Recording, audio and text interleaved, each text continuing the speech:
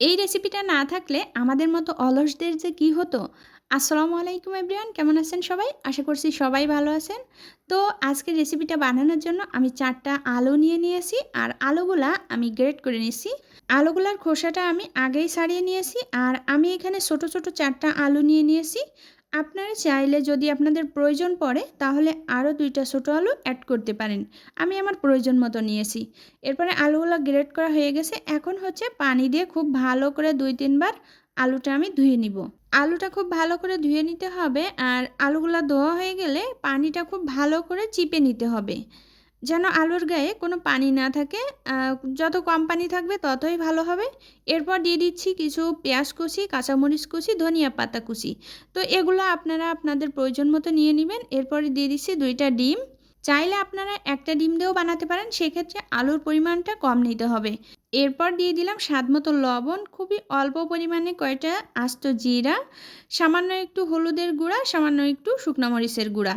প্রয়োজন মতো ঝালটা দিয়ে নিতে হবে। আমি যেহেতু বাচ্চা খাবে আমার, এজন্য খুবই অল্প পরিমাণে ঝাল দিয়ে নিয়েছি। আপনারা আপনাদের পছন্দ মতো দিয়ে নিতে পারেন। এরপর সব কিছু খুব ভালো করে মিশিয়ে নিতে হবে। এখন এই যে সব কিছু খুব ভালো করে মেশানো হয়ে গেলে চুলায় একটা প্যান বসিয়ে দিচ্ছি আর প্যানের ভিতরে ১ টেবিল চামচ মতো তেল দিয়ে নিচ্ছি। এখন হচ্ছে এই যে আলু আর ডিমের মিশ্রণ থেকে অর্ধেক পরিমাণে মিশ্রণটা আমি প্যানের ভিতরে দিয়ে দিচ্ছি। এই আলু আর ডিমের ভাজিটা ব্যাচেলার ভাইয়ারা কিন্তু করে নিতে পারেন।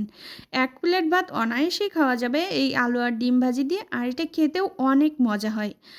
তো এরপর ঢাকনা দিয়ে ঢেকে দিব যেন খুব ভালো মতো আলুগুলা সেদ্ধ হয়ে যায় আর ডিমটাও ভাজি হয়ে যায়। আর চুলার জালটা এই পর্যায়ে একদম লো হিটে দিয়ে রাখতে হবে, না হলে দেখা যাবে যে ডিমটা ভাজি হয়ে যাবে আর আলুটা কাঁচা থেকে যাবে।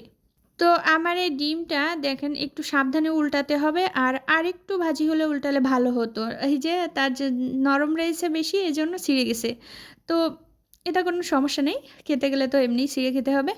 তো এরপরে এই যে উল্টে-পাল্টে ভালো করে ভেজে নিতে হবে। আর এই ডিম আর আলু ভাজিটা আমি প্রায় মাঝেমধ্যে সকালবেলা তৈরি করে থাকি। যখন হচ্ছে সকালের নাস্তাটা ভাত দিয়ে করে থাকি।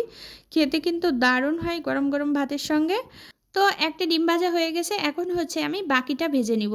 এই যে বাকিটাও আমি সেমভাবে ভেজে নিয়েছি। চুলায় শুধু সামান্য একটু আরেকটু তেল এড করেছিলাম। এখন হচ্ছে উল্টে-পাল্টে এটাকেও খুব ভালো করে ভেজে নিব।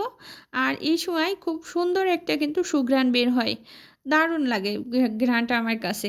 তো একজনের জন্য কিন্তু এই একটা ডিম ভাজি যথেষ্ট। যেহেতু ২ জনে খাবো এজন্য ২ টা ডিম ভাজি করেছি।